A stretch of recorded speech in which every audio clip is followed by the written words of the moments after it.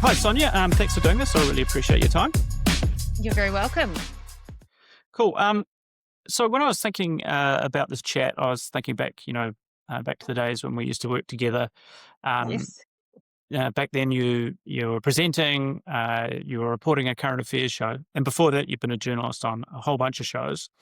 And from there, you've gone on to write a couple of books, start a book charity. So you've kind of made some changes as you've gone along. But before we get to that stuff, give us your kind of origin story to becoming a journalist. Sure. Yeah. Uh, it was never, it was never my childhood dream or anything, but I've always been a storyteller or someone who's loved stories and storytelling. And I did, speech and drama and theatre and everything like that all the way through school. And English was always my thing. I loved writing essays and stories and all of that sort of stuff. And I kind of, half pie considered trying to be an actress and going to drama school and everything, but that sort of felt a little bit out of my league for for a girl from Invercargill. And also, I found out that you had to be 20 in order to get into drama school in Wellington. So I kind of cast around for what I sort of was going to do after leaving school, and actually applied for law school in Dunedin because I fancied myself like one of those. I think I watched too much LA Law and thought I'd be standing up in courtrooms, arguing with people. And then I met a woman at a debating championships in Wellington, and when I was in sixth form, and she said, "Oh, there's this broadcasting school, and it's amazing, and that's what I'm going to do, and you can go and you can become a journalist, or you could study radio or TV or whatever." And I thought, "Oh, that sounds like me. That sounds great." And sort of applied to it thinking that I'd never get in because they don't tend to take, or they didn't tend to take people straight from school. Right. And applied for law in the meantime at Otago, and yeah, it did get in, much to my great surprise, and was completely overwhelmed in my first year. Really, really felt like I was out of my depth, trying to do this kind of journalism stuff that I really had no idea about. But really, the basis of it was telling stories and being creative. And I really loved the TV side of things, much more so than the radio, because it was much more about creativity, putting pictures and words together, and sound Yep. together to kind of craft a story that was both entertaining and informing and all that sort of thing. And yeah, so eventually got an internship with TVNZ after that in Christchurch, and it all went from there. Yeah. I think when I started the broadcasting school, I sort of had no idea that I'd actually really end up being a journalist despite applying Right. for the journalism stream. but Well, but it turned yeah, out it worked out quite well for you. You did a pretty good yeah. job as a journalist. Oh, thank you.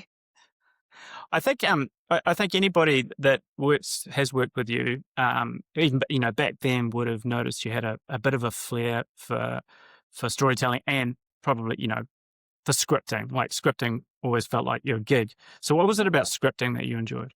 Assuming that's true. Yeah, yeah, it is true. I mean, I liked all the brilliant thing about television journalism is that, you get to go out in the field and you get to meet all these amazing people, and generally in quite, um, extraordinary circumstances for Yeah. one reason or another. Either something amazing has happened to them or something terrible has happened to them, Yeah. and that's why you're there. You don't go to a place where all is good and well. You go to places where the floods are happening or the fires happening or whatever.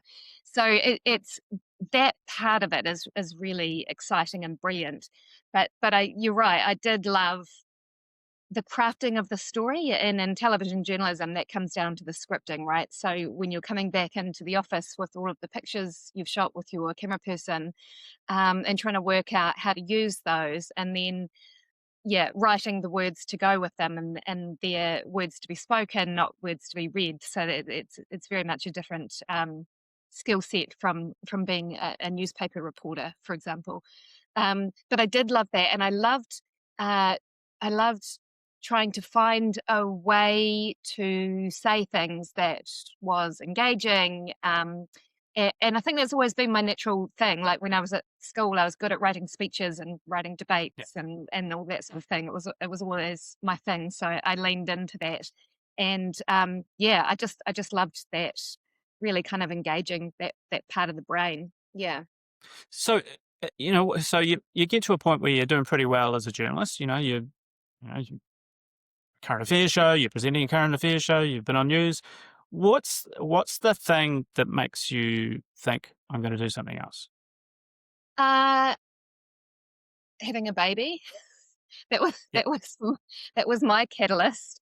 yeah, Yeah, I never really planned to do anything else per se, like to sort of, right, I'm gonna pivot or I'm gonna move away from this or anything else. But I've always been someone, for better or worse, that needs to feel like they're achieving something.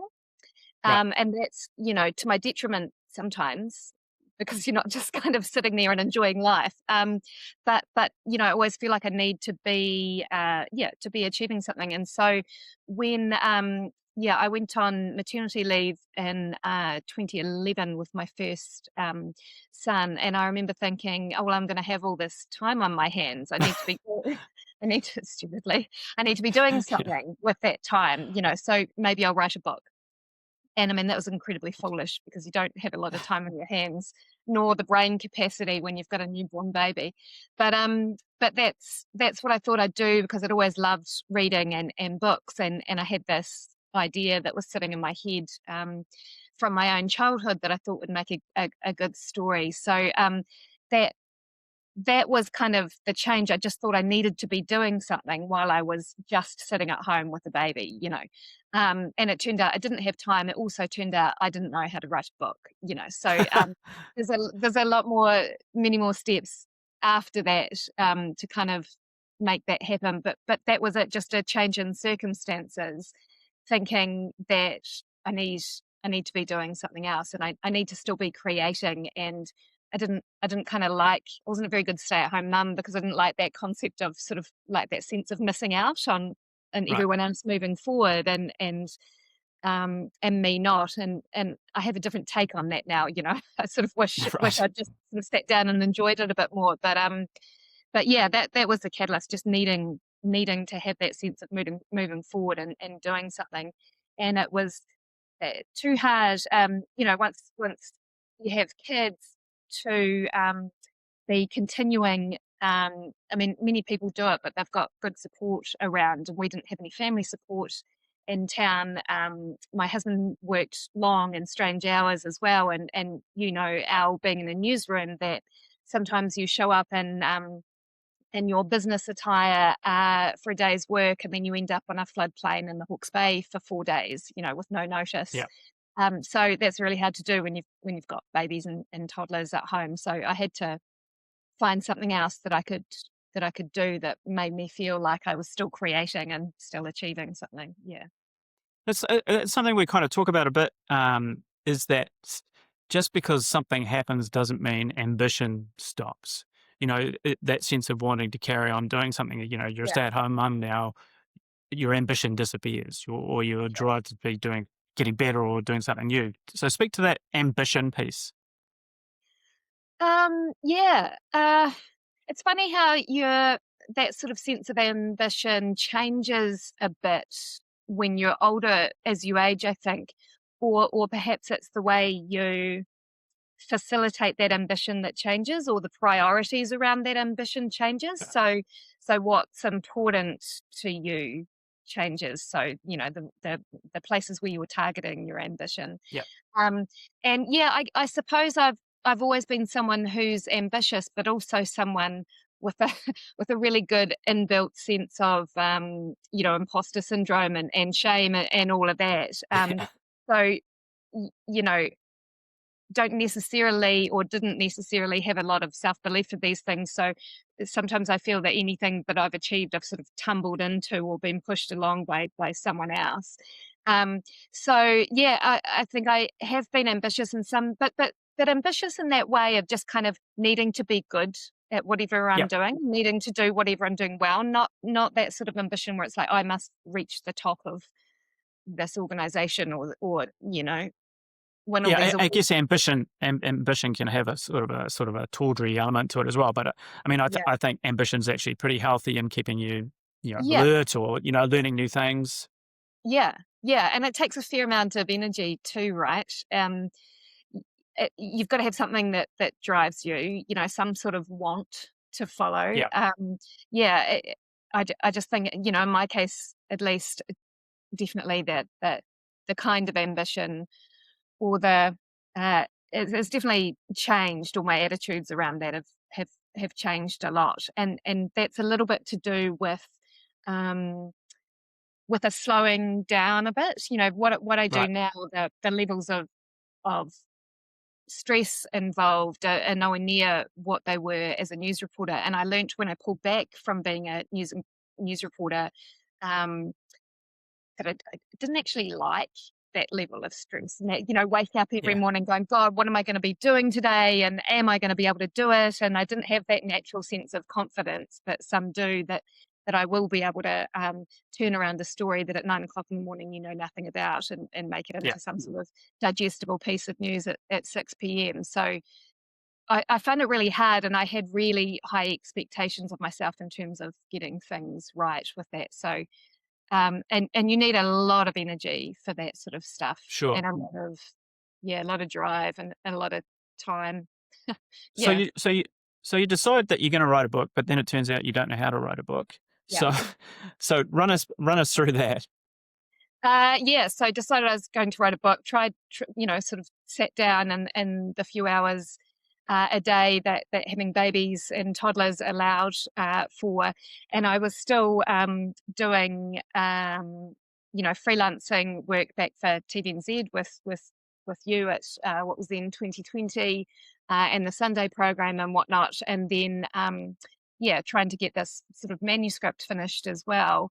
And then I was actually doing a story for, I think it was the Sunday program, and I was interviewing Witi Ihimaera because we were doing a story on on Lee Tamahori's adaptation of Bully Basher's book, which became the movie Yeah, Mahana. And I said to Witi Ihimaera, "Oh, I'm trying to write a book myself." yeah, yeah, And he said, "Oh, well, what you should do is you should go and enroll in a Masters of Creative Writing at the University of Auckland. There's this fabulous writer, Paula Morris, who runs it. It's just a year. You come out with the first draft of your manuscript, as your dissertation for your master's.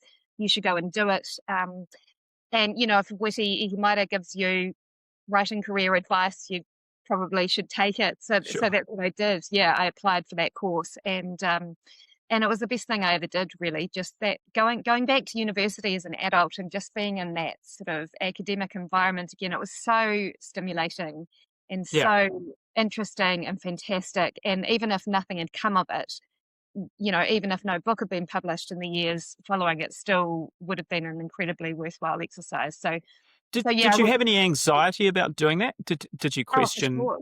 Yeah, Yeah, yeah, because I ended up in a classroom with people who had English degrees and who had written lots of other stuff. I'd never written. right. I've been writing for broadcast for 25 Yeah, years, very, very different to writing prose, and was surrounded by what I felt were a group of people who were far more qualified than I was to be there. Um, but everyone has has their own insecurities for whatever reason, sure. and I've talked to my fellow classmates since, and they were like, "What are you talking about? We were afraid of you because you were this television person," and blah blah blah. It's amazing what goes on inside of, we've all got these insecurities that and we assume that everyone else is better or more comfortable than us, but they never are generally. Yeah. The Um, stories we tell ourselves aren't always true. Or certainly, yeah, or yeah. they can be true, and we can make them become true. But often, what other people see in us is quite different. Yeah, yeah, yeah, and interesting, right? It's, Yeah, yeah, I've often wished I could kind of see myself from other people's point of view yeah, to yeah. kind of figure out exactly what I am capable of or not capable of, because it's hard to know, right? You don't know. Yeah. And with writing in particular, writing's such a solitary pursuit. You're Yeah. sitting there sort of writing away, and no one sees what you're doing for months, if not years. And for all you know, what you're doing is absolute rubbish. I always always think of those auditions on reality TV shows where they have the people that are like, oh, Yeah. my mum said I was a really Yeah. great singer, Yeah. and da da da, and they sing and they're It's terrible. like, oh And my I God. always had that fear that, maybe my mum's just told me I was a really good writer, but actually it's terrible. And, you know, um, but, but what I've learned from the many years since with writing is that, nobody is an immediate genius. Even the books that win the Booker Prize, or the documentary that wins, or the film that wins the Oscar, like, none of that was brilliant first up. It just takes Yeah. persistence, takes a little bit of talent, but mostly it takes a lot of persistence. And I think that's one of the things that comes up in conversation quite a bit around the newsletter is it's fear of failure. It's that Mm. being prepared to be a beginner is the only way you get to be any better, But as you get older, it's harder to be a beginner again for lots of Yeah, reasons, for concerns around finances, or concerns that you look yeah, stupid, or do you value all the work you've currently done, like, up till that point, which is yeah. obviously not true. Yeah, I mean, for sure. And I have to acknowledge my position of privilege to be able to do Yeah, what I've done, right? Like, sure. if I had to be the one that was paying our mortgage, there's no way I could have gone back to school. There's no way, I'm lucky enough Yeah, to have a partner who paid the mortgage and who earns enough money to pay the mortgage in the meantime, and still does to a large extent, because there's no money in the creative arts. Um, but yeah, so you do have to acknowledge that's not the case for everyone. But while I am in this position, and I really want to make the most of it, right? sure. I want to try and create as much as I can while I can. Um, yeah. So if you were looking back, or I mean, everything hindsight obviously is perfect. But there's somebody who's in a position that you knew that was looking at making some kind of, not to writing, or it could be to anything. What are the things that you would suggest to them that they keep an eye on? Um, I mean, I think you just have to. And I watched your interview with Emma Keeling as well, and she said the same thing, where part of it is surrounding yourself with good people who know better than you do. So Yeah, finding some sort of mentor. I had a really great mentor in Paula Morris, the writer, who not only taught me how to become a writer of prose as opposed to a writer of television news. She taught me how to become a writer of prose, and also just pushed me into things like, go and do this, you can do this, do this. You need people like that. And you also need to feed the machine.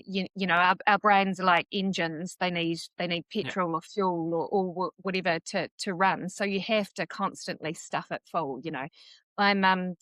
I'm in the at the moment I'm sort of starting a new writing project, and I've got a vague idea of what it is, but I'm in that process, which I love this part of it. It's just like I'm just stuffing stuff into my head at the moment. So I'm just yeah, reading books, I'm listening to stuff, vaguely to do with the subject matter, or the setting, or the plot that I'm looking at, and just kind of feeding the machine, and then that all swirls around a bit, and eventually you can spit something out, you yeah. know, using all that stuff that you've put in. So, I mean, it sounds cheesy, but honestly, just constantly learning is the thing, right? You've just got to constantly be stuffing Yeah. in all the brilliance from other people in order to kind of help fuel your own. Yeah. Yeah, I think that's one of the things that as you get a little bit older, you actually become slightly worse at. Your circle of friends shrinks, your circle of connections shrinks, and if you want to remain productive or creative, you have to reach out beyond that. Otherwise, you just stagnate. Yeah. Yeah. And that takes a lot of energy and a lot of confidence Encourage. and courage, yeah, to find to do that. But yeah, I don't know. I mean, I think the more you do, the more people you meet, the more people you meet. The Yep. more you Yeah. Yeah. do, Yeah. the more opportunities come. So, and And I think, I've never really liked the hustle. I've never really liked that, what people call networking and stuff. Yeah. Like, go to this networking event, we'll do this more network. And it's like, that's always felt really icky to me and really sort of, you know, feeling like you're just talking to people because they've got something for you. Transactional. Yeah. Yeah, really transactional. Thank you. That's a much better word. So really, I think what it is just being like a normal person with a really good level of curiosity and Yeah. interest in other humans. Yeah. And I think we should start a campaign on how to change, or a new marketing campaign for networking. Yeah, because I'm like you as well. Networking, just like as soon as somebody says networking to me, yeah, I'm not feeling very well. Um, yeah, but it is actually really important if you can find a yeah, decent way to do it. yeah. And really, it's just being real. Yeah. It's just being a real person and a nice person, and not constantly seeking to take something from someone Yeah. else to for your own benefit without giving something back. And I think that's really important to do. I teach the odd class in creative writing and stuff these days, and or kind of speak at seminars for writing, or do workshops and stuff like that. And there are a certain group of people who are just so desperate to sort of grab as much, or speak to people that could be useful for them. And I often say to people, so what are you giving back though? Are Yeah. you Yeah. buying Yeah. their books? Are you reading their books? Are you taking part in this kind of ecosystem? Every industry has an ecosystem, right? That powers it. And so what are you doing to add to the ecosystem rather than just take away from it? Because that's what it relies on. You can't. Yeah, yeah. You mentioned before that how finding a mentor is like, because mentoring is a really cool thing, but sometimes there's nothing. How do I say this? There's nothing worse than somebody coming to you and say, "Will you mentor me?" It's like Yeah, that's going to be work for me. That's going to be a pain yeah, in the ass. You want to go to somebody with something. You yeah. present something. Come to the meeting with something. Yeah. Yeah. Or you need to pay them. You need to pay Yeah. them Yeah. in Yeah. Yeah. Yeah. Yeah. whatever Yeah. For sure. currency it is that, Yeah. that you have, whether that be cold hard cash or something Yeah. else. You can't That's a good point. expect people to uh to work to be your engine. You can't expect people to do it all for you. You have to Yeah. offer something as well. And be reasonable about it. No one else is invested in your life and your career as much as you do. Why Yeah. should they be? Yeah. They've got their own shit to worry about. So, yeah, you've really got there's a fine line to walk and a balance to be struck. And again, that's to do with just being real and honest and a good person, and not having too many expectations of other people when it comes to furthering your own career. Yeah. Yeah, You mentioned Emma before, and when I was talking to Emma about her journey from journalism to making films, one of the things we talked about, one of the things we do talk about is reinvention, whereas what it seems to be more often than not is a reversioning. It's like going back to something that you loved in the past and putting it in a different package. So would you yeah. would you say that's true of your writing experience? Yeah, for sure. Yeah, I was always, when I think back to it, I always wanted to write stories as a kid. I'm just not sure I had a concept that could be a job, Yeah, yeah, yeah. or that could be a real thing to do. And probably now, when I think about it, I don't regret anything that I've done, but what I could or should have done, is gone to university and done an English lit degree, and all that. I still feel like I'm catching up on all of that stuff as a But writer. imagine the life experiences you wouldn't have had, Oh, which you 100%. now are able to bring to writing. Yeah, yeah, 100%. Yeah. And journalism does that. That's the fabulous thing about being a journalist, is as Exposure. as you'll know, it's just you get to meet the Prime Yeah, Minister, but you also get to yeah, meet yeah, a single mother with 4 kids on a benefit who something extraordinary has happened to, and often yeah, they are the people who teach you much more about, for you sure. know, about life. And I write fiction now, and there's often this is a really fascinating thing that I've learned as someone who was a journalist trying to tell the truth for many years, that I find now that there is, to a certain degree, extent, much more truth in fiction than there is in nonfiction, right? Right. You know, you can tell these kind of stories with greater truths or Yeah. greater truths about the world than you ever can in nonfiction, because as a journalist, you're always bringing, you know, what might be your own take on it, and that's based on your own experience or your own lack of experience or Yeah. whatever else. So I've learnt a huge amount when it comes to writing fiction about people, you know, and about who Yeah. they really are and about their drivers and motivations and everything. But that's very much built off 20 years of meeting people from all Yeah. walks of life that I would never have been able to do, experiences that I would never have been able to have had I not been a journalist. So it's a really great, it's a really great combo, I think, and Yeah. very I lucky. think that's probably true, not just, people doing pretty much anything. The the past is always a great feeder for whatever you want in the future. It, making a change later in life is often based on the experience you've gained, and has value. Yeah, It's not sunk cost. It's not a waste of time. It's actually what's going to inform what you're going to do next. yeah, for sure. Yeah. So you're writing books, you're looking after kids, got a whole bunch of shit going on, and you found a charity. So, because you had nothing else to do. So, talk us through that. Yeah, that was incredibly accidental as well. Yeah, so I'm the founder and executive director of a charity called Kiwi Christmas Books, and we gift books to families who can't afford to buy Christmas presents for their kids or who struggle to access good books for their kids in general. And that kind of came about honestly because I just it was really accidental, and we've been going 5 or 6 years now, and I sort of find myself as this head of this charity, which was never supposed to happen, and doing things that I never thought I could do, you know, like using spreadsheets and doing accountancy and writing annual reports and stuff like that. And it still makes me laugh to think of me doing that sort of thing. You know, that's management and economics and maths was never my forte. I'm a creative person.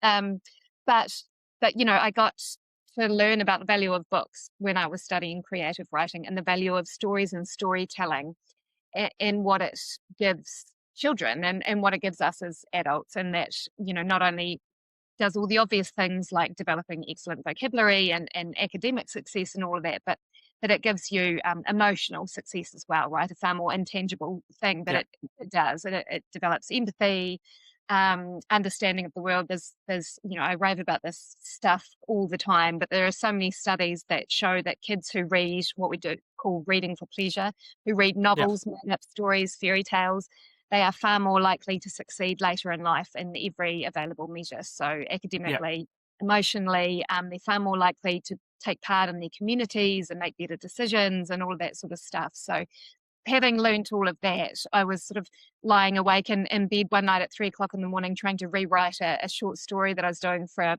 third year English paper at university. And sort of lamenting the fact that I hadn't read more as a kid, because if I had, right. you know, in my mind, I would have been much more of a genius than I was. And so I got to thinking about my kids and how many books they're surrounded by, and how unfair it was that there were many other kids around the city that did not have books, had never owned a book of their own, were unable to read because there were no resources at home. So I thought, well, I'll just go and I'll give a few books to the city mission this year instead of plastic toys for Christmas. Yeah, And it kind of just snowballed from there. I asked my friends to do the same, said we need to buy new books, not secondhand books. These kids yeah, deserve something new. Many of them have never had a book before, never had a new book. Many have never had a Christmas present before. Um, and my friends and family came to the party and ended up delivering in that first year, I think, 1,600 books to the City Mission and the Women's Refuge.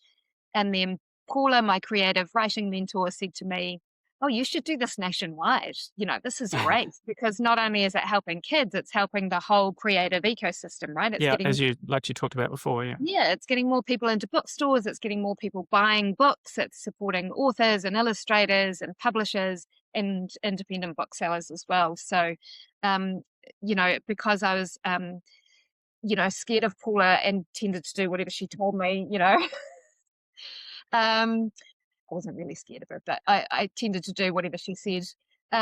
So I said, okay, yep, sure, I'll do it nationwide. And so I attempted to do that the following year, and we got thousands of books delivered. But then I sort of found myself almost working full time for 6 months of the year for no money, trying to do Yeah. this great thing. And everyone loved it. I mean, it's a really easy co-pupper to get on board with, kids and books. No one's going to argue Yeah. against the value of that. So everyone was super keen for me to keep doing it. But as it was, I was trying to write books for no money. I was trying to run a charity for no money. It's like, I can't keep doing this. So I got a little bit of funding from a couple of literary sector grants, which was great, that allowed me to do it the following year and pay myself a little bit of money to do it. And then realized that people sort of wanted to start giving me cash as well. And for all they knew, it was going into my bank account and, out to the pub or whatever. So I thought, well, I better make this official as well. So start it, make it an official charity so that, Yeah. I can show people that all the money's being accounted for and everything. And I'm not sure I really appreciated how much I was, biting off with Yeah. that Yeah. Yeah. exercise. But I did, and it meant that it opened up a whole range of funding for us, and we were able to apply for grants and everything else. So I could keep doing it year after year because I could then pay myself for the work that I was doing. Not always, Yeah. Yeah. sometimes, but it was enough to, to make it worthwhile and keep going. So it's just kind of snowballed from there. I was just doing the numbers for our last Christmas campaign, just finished, and I think we're looking at sort of upwards of 13,000 books that were Wow. donated last year. So yeah, so That's good. it's a lot, and I think we did 51 or 52 different charities, 40 odd towns and cities around the country. So that's a lot of kids getting books that Yeah, otherwise that's would great. have gotten books. Yeah. Um, this seems like an appropriate place for you to plug your book and your charity. So, if people are interested in buying your books and or with the charity, where should they go? Oh, thank you. Yeah, so my two books are called, first one's called Spark Hunter, and the second one is called The Secret Green. And they are what we call middle grade books. So they're sort of good for kids about 9 years and up, right up to adults, I would suggest. Both set down in Fiordland and these sort of adventure fantasies with lots of environmental themes. And yeah, they're available in all good bookstores, really. And if they're not in your local bookstore, they they are mostly around every bookstore I've walked into lately. I've seen them, so that's great. But if they're not there, you can just ask to order them in, and also they're in the library as well. And then, yeah, our charity is called Kiwi Christmas Books, and our website for that is just kiwichristmasbooks.org.nz. And we do a massive Christmas campaign every year, as is in our name. But we also do a bit of work throughout the year, getting books out to various charities and schools throughout the year as well. So Through the year. we do take donations all year round for that as well. Cool. Yeah. I'll put some details in the show notes. That's all. So one thing I do know about you, Sonia, is that you have absolutely no sense of direction in a physical sense. But I've really enjoyed watching the direction in which you've gone. It's been really inspiring, and I look back fondly on the times when we worked together and stuff. And I'm really proud of what you've done. So thanks for your time. I really appreciate it. Thank you. I look back very fondly on our time together as well. And some of my favourite stories around New Zealand and around the world were done with you, Al. So thank you very much. And thank you for all your support. I really appreciate it.